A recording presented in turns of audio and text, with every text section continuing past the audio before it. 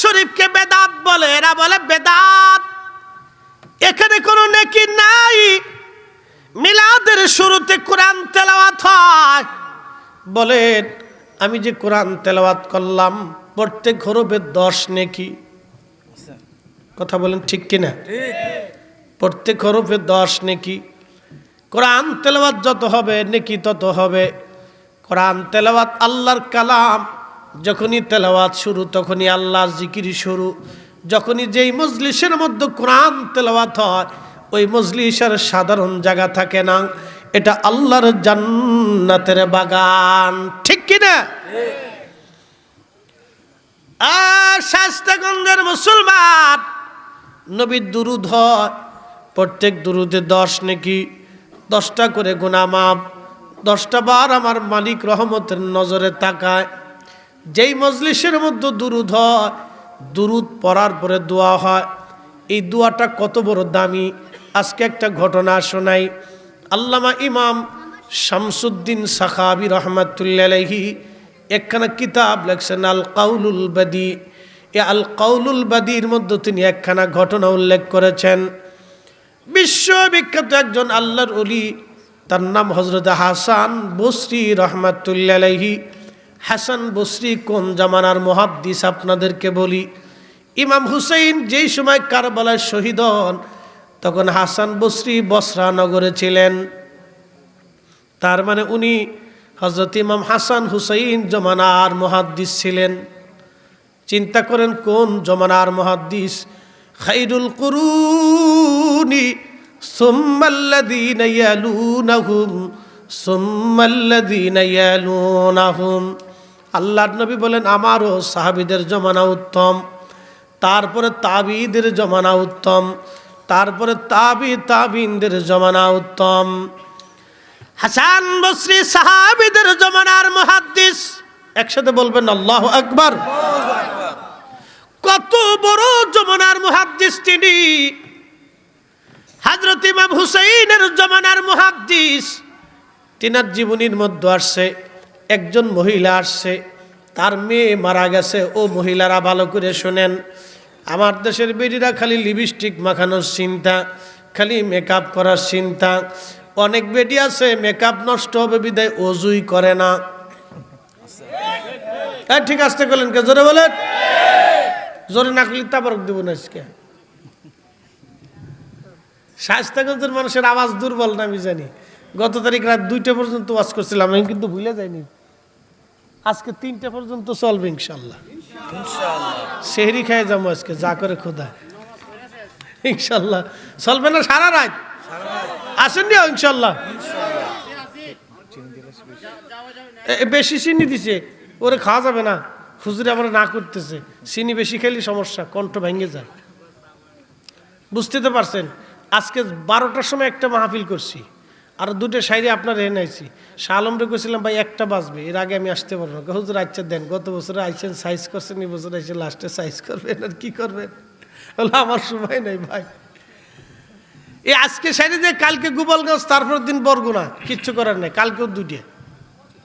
এই গোপালগঞ্জ এই বেটারা কয় তা আসবে, হুজুর আসতে হইব। এই ঠেকের হাটের মুহাদ্দিস সাহেব দাওয়াত দিছে বাদ মাগরিব বাদ এশা। হুজুর আপনার ওয়াজ শুনি আর কান্দি, একটু আসতেই হইব, একটু আমার মাদ্রাসায় দোয়া করে যাবেন। কনসে এত বড় একজন মুহাদ্দিস দোয়া কি করে? হুজুরের দোয়া দিয়ে দিলাম। হুজুরে ভালো মন্দ খাওয়াইয়া খুব কায়দা মতো ঢক মতো খাবেন। 3 ঘন্টা আজকে ঝাড়ছে একবারে। হুজুর হলো বাসওয়ালা হুজুর, আর আমি হলো আইক্যা সারা হুজুর। উল্টা হুজুর হলো দলিল মারা হুজুর, আর দলিল সারা হুজুর। যান ইনশাল্লাহ। এই আমরা রত্ন এগুলি দরকার আছে, কথা কোন ঠিক কিনা? বয়স অল্প কিন্তু বাইনে মরি জাল বিরাট। একসাথে বললেন আল্লাহু আকবার। দেখলে মনে হবে না যে এত বড় হুজুর। লম্বা চওড়া কম আছে, স্বাস্থ্য মস্ত একটু মোটা, কিন্তু দলা হুজুর। আমাকে ইসমাইলে দিলে ভাই সিদ্ধার কারণ নাই। মাশাআল্লাহ, আল্লাহু আকবার বলেন। আল্লাহ এক এক সময় এক একটা এইভাবে তৈরি করে, কথা কোন ঠিক কিনা? দরকার আছে না? প্রয়োজন আছে, এগুলি আল্লাহ সাহায্য করে। হযরত হাসান বসরির জামানার কথা বলছি। আল্লামা ইমাম শামসুদ্দিন সাখাবী বিশ্ববিখ্যাত মুহাদ্দিস আল কওলুল বাদীর মধ্যে লেখেন, হাসান বসরি রাহমাতুল্লাহ আলাইহির জমানায় এক মহিলা আসছে। মহিলা এসে বলতেছে, হুজুর আমার মেয়েটা মারা গেছে, আল্লাহর ওলি গো, মেয়েটা জান্নাতি না জাহান্নামী আমি একটু জানতে চাই। হাসান বসরি বললেন, মা রে, আল্লাহর বান্দা কবরে চলে গেছে, জান্নাতি না জাহান্নামী তুমি যদি দেখতে চাও গো মা, রাত্রিবেলা তুমি বাড়ি চলে যাবা, এশার নামাজ পড়বা, এশার নামাজ পড়ার পরে তুমি সূরা ফাতিহা পড়বা, এশার নামাজ পড়ার পরে তুমি 4 রাকাত নফল নামাজ পড়বা। প্রথম রাকাতে সূরা ফাতিহা, এরপরে সূরা তাকাসুর, দ্বিতীয় রাকাতে সূরা ফাতিহা সূরা তাকাসুর 2 রাকাত পড়বা, সালাম ফিরাবা, বাকি 2 রাকাতে সূরা ফাতিহা সূরা তাকাসুর দিয়ে মা নামাজ পড়বা। এরপরে আমার নবীর দুরূদ শরীফ তাসবিহ খানা নিয়ে পড়তে পড়তে পড়তে পড়তে ঘুমাইবা। ও মা, তুমি রাত্রিবেলা স্বপ্নে আমার আল্লাহ তোমারে দেখাবে তোমার মেয়ে জান্নাতি না জাহান্নামী। চিৎকার মেরে জোরে বলেন আল্লাহু আকবার।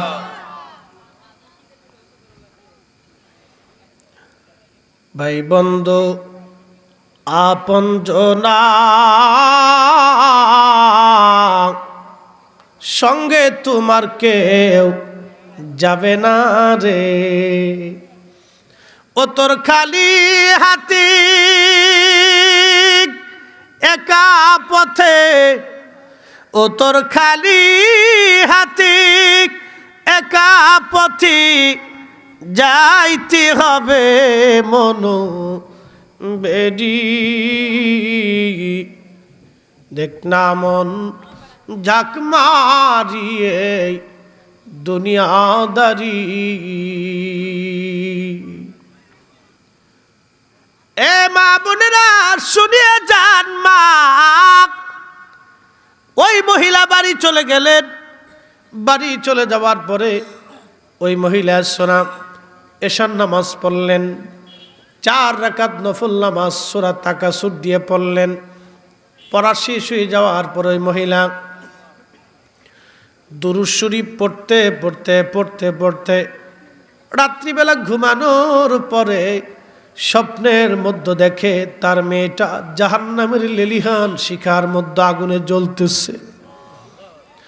মেয়েটা কাঁদে আর বলে, মা আমি জাহান্নামের কঠিন আযাবের মধ্যে গ্রেফতার হয়ে গেছি। মেয়েটা চিৎকার মেরে মেরে জাহান্নামের লেলিহান আগুনের মধ্যে কাঁদতেছে আর মা মা বলে ডাকতেছে। মহিলা এই স্বপ্নখানা দেখার পরে পাগল হয়ে গেলেন।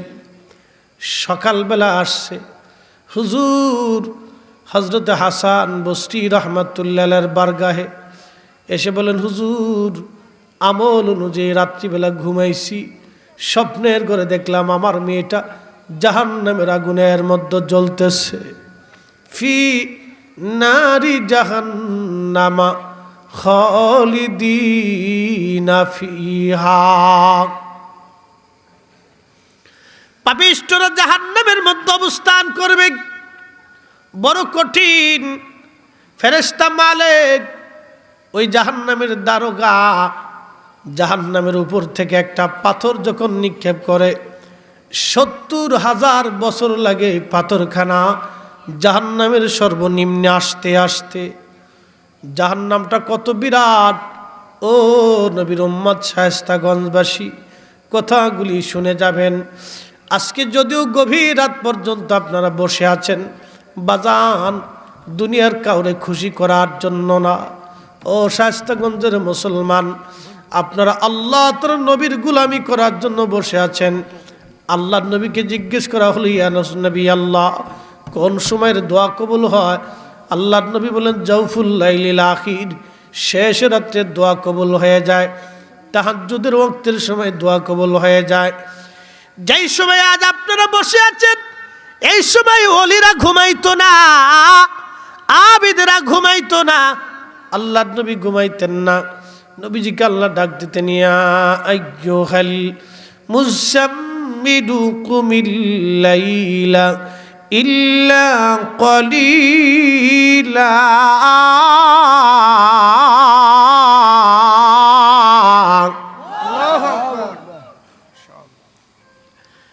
কম্বলওয়ালা নবী উঠেন, দেখেন নবীজির শান কত। আল্লাহ রাব্বুল আলামিন নবীকে বলতেন কম্বলওয়ালা, কম্বল মোড়া দিয়ে ঘুমাইছে। আল্লাহ ডাক দিছে, ও কম্বলওয়ালা নবী উঠেন, কম্বলওয়ালা নবী উঠেন, রাত্রির কিছু অংশ জাগরিত হন। এই তাহাজ্জুদের সময় নবী আল্লাহ ঘুমাইতেন না, নবী করিম আল্লাহর হাবিব এই সময় ঘুমাইতেন না। আল্লাহ আরো বললেন, ওয়া মিনাল লাইলি ফাতাহাজ্জাদ বিহি নাফিলাতাল লাক। নবী গো, আমি আপনার জন্য তাহাজ্জুদকে অতিরিক্ত করে দিলাম, আপনি তাহাজ্জুদ ছাড়বেন না, আমি আল্লাহ অবশ্যই আপনাকে একটা প্রতিদান দিব। আসা আইয়াব আসাকা রাব্বুকা মাকামাম মাহমুদা।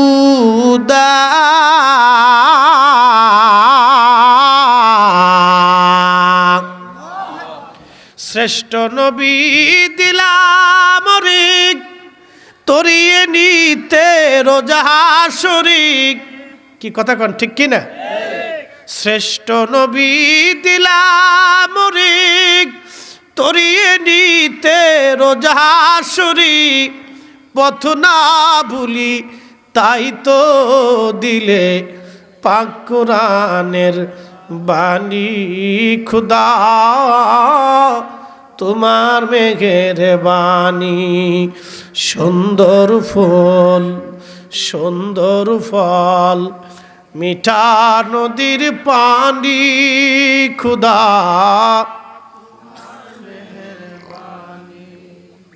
ঘুমাইছে? কষ্ট হচ্ছে আপনাদের?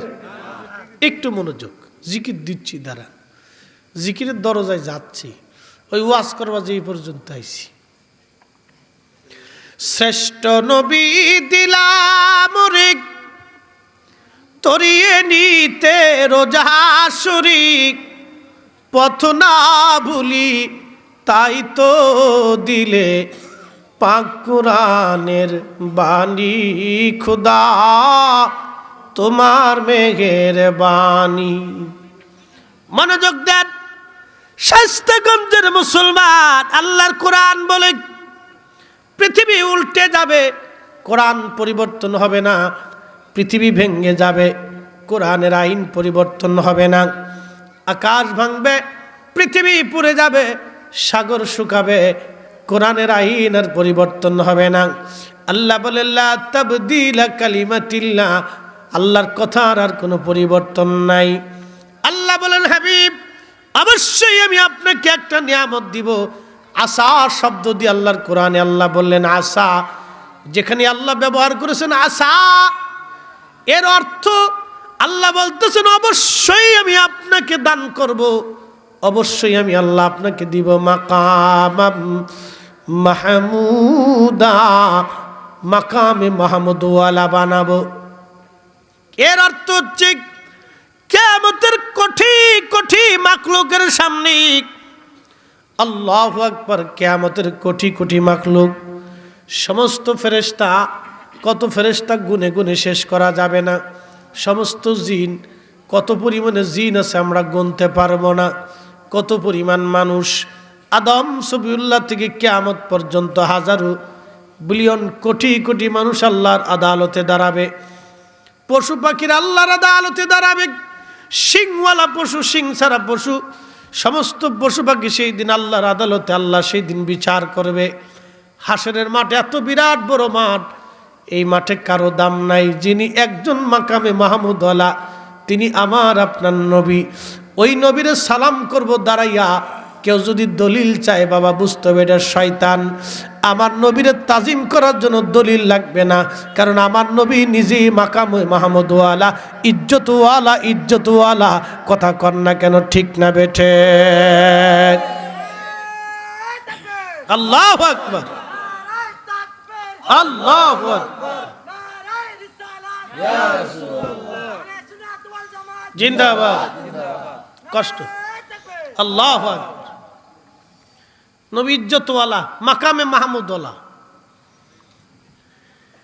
तमाम সৃষ্টি যেই সময় আল্লাহর সামনে মাথা নত, তখন আবার নবী আরশে মুআল্লার ডান পাশে মাকামে মাহমুদে বসা। বলবেন আল্লাহু আকবার। বলেন ইয়া রাসূলুল্লাহ। সেই নবীরে তাজিম করার জন্য দলিলের দরকার কি? নবী তো নিজেই দলিলওয়ালা। কি কথা ঠিক কিনা? আল্লাহর পরেই নবী নিজে দলিল। আচ্ছা আপনারা বলেন সাহাবীরা কালমা পড়ছে পাথর দেখে? কি দেখে? নবী দেখে। সাহাবীরা আল্লাহ চিনছে নবী দেখে। সাহাবীরা আল্লাহ বুঝছে নবী দেখে। সাহাবীরা আল্লাহ মানছে নবী দেখে। সাহাবীরা কবর আছে বিশ্বাস করছে নবী দেখে। হাসর হবে বিশ্বাস করছে নবী দেখে। সাহাবীরা জান্নাত জাহান্নাম বিশ্বাস করছে নবী দেখে। আল্লাহর পরে নবী দলিল। আল্লাহর পরে নবী দলিল। যে নিজেই দলিল, তাকে তাজিম করার জন্য দলিলের প্রয়োজন নাই। নবী নিজেই ইজ্জতওয়ালা, নবী নিজেই সম্মানওয়ালা। কত বড় দামি ওই নবী। আহা, হাসরের বিরাট বড় মাঠে আমার নবী যা চাবে আল্লাহ তাই দিবে। আল্লাহ বলেন ওয়ালা সাউফা ইউতিকা রাব্বুকা ফাতারদা।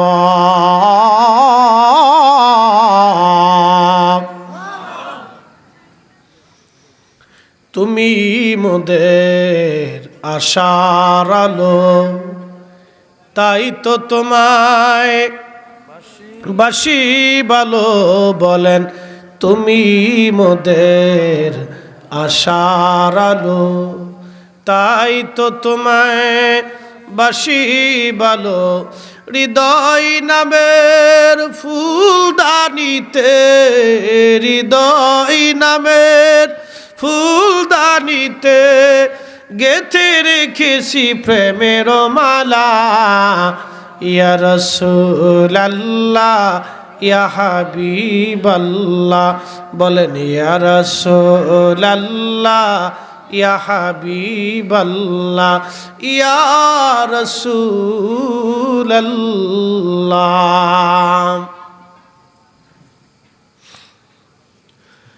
শাস্তাগঞ্জের মুসলমান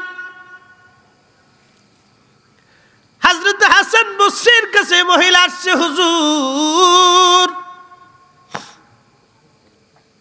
আমার মেয়েটা জাহান্নামের মধ্যে দেখলাম লেলিহান আগুনের মধ্যে জ্বলতেছে।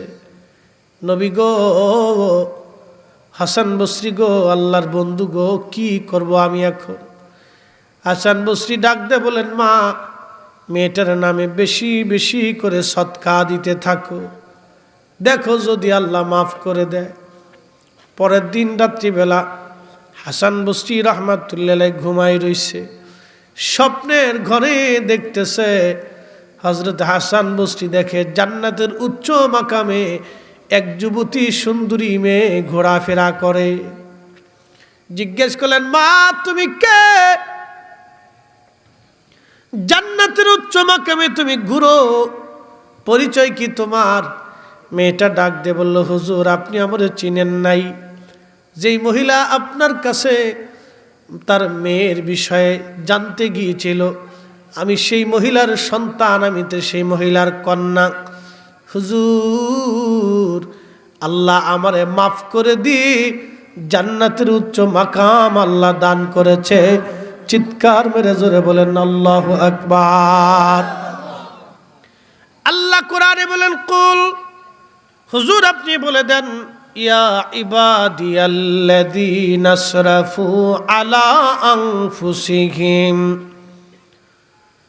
হে আমার বান্দারা, তুমি নফসের সাথে যত বড় গুনাহ করো না কেন, জুলুম করো না কেন, যত বিরাট গুনাহ হোক, আমি আল্লাহ লা তাকনাতু মির রাহমাতিল্লাহ, আমার রহমত থেকে তুমি নিরাশ হইও না। চিৎকার মেরে জোরে বলা যাবে আল্লাহু আকবার। আমাদের দেশে এক দল এখন আসলো, দোয়া মানে না। কি কথা কন না কেন, ঠিক কিনা? দোয়া মানে না। হায় হায়, এই জমিন থেকে দোয়া বন্ধ করতে চায়, এই জমিন থেকে দুরুদ বন্ধ করে দেওয়ার জন্য বেদাতের ফতোয়া। এই যে খালি বেদাত বেদাত, আপনাদের অলিপুরের এক বেদাতের একবারে কি ডিব্বা আছে, খালি বেদাত বেদাত করে শিক্ষার পারে। কি কথা কন না কেন, আছে না নাই? কাজে খালি চিৎকার পারা হই হই সই করা। বাজান রে, শুনিয়া যান, কোনো লাভ নাই। জমিন কার? না না, হয় না, জোরে বলেন জমিন কার? একসাথে বলেন জমিন কার? আমরা কার? আসমান কার? নবী কার? ওই নবীর দরুদ সালাম এই জমিনে চলবে, আল্লাহর জমিনে আল্লাহর নবীর দরুদ সালামই চলবে। কথা কন না কেন, ঠিক কিনা? আল্লাহর জমিনে আল্লাহর পরে নবীর স্লোগান চলবে, না রে রিসালাতের স্লোগান। কথা কন ঠিক কিনা? জমিন যার, আইন চলবে তার, কথা চলবে তার।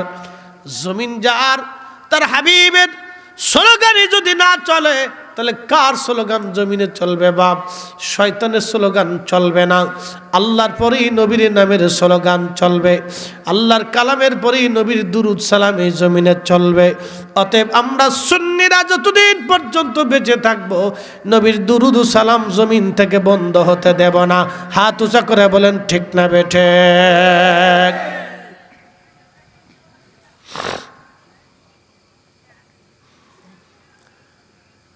পশ্চিম বারোচর এলাকার মানুষ মনোযোগ দিয়ে শুনিয়া যান। হযরতে হাসান বসরি রাহমাতুল্লাহি আলাইহি তিনি বলতেছে, মা এত বড় মর্যাদা জান্নাতে কিভাবে পাইলা? কোন কারণে বলবা কি? মেয়েটা ডাক দিয়ে বলল, হুজুর আমার মা গত রাত্রিবেলা স্বপ্ন দেখছে আমি জাহান্নামের লেলিহান শিখায় জ্বলতেছি, কিন্তু কালকে সকালবেলা ওই রাস্তা দিয়ে আমি যে গোরস্থানের মধ্যে আমাকে দাফন করা হয়েছে, ওই গোরস্থানে ৭০,০০০ কবরবাসী আছে। ওই গোরস্থানের মধ্যেই ৭০,০০০ মানুষ দাফন করা হয়েছে। হুজুর হাসান বসরি ৭০,০০০ গোরস্থানবাসীর কবরের পাশ দিয়ে আল্লাহর একজন অলি যাইতেছিলেন। ওই অলি যাওয়ার সময় তিনি ওই কবর গোরস্থানের পাশে দাঁড়াইয়া দুরূদ শরীফ পড়ে পড়ে পড়ে পড়ে দোয়া করছিলেন। একসাথে বলবেন আল্লাহু আকবার। কোন শরীফ? জোরে বলেন, জোরে জোরে। মাসালা বুঝে যান, কোন শরীফ? দুরূদ শরীফ। জমিন থেকে দুরূদ বন্ধ করতে চায় শয়তানে, দোয়া বন্ধ করতে চায় শয়তান। আল্লাহ বলে, লা তাকনাতু মির রাহমাতিল্লাহ, আমার রহমত থেকে তোমরা নিরাশ হইও না। ইন্নাল্লাহ ইয়াগফিরুয যুনুবা জামিআ, নিশ্চয় আমি মালিক তোমার জমাকৃত সব গুনাহগুলি আমি আল্লাহ মুহূর্তের মধ্যে মাফ করে দিব। মাফ মাফ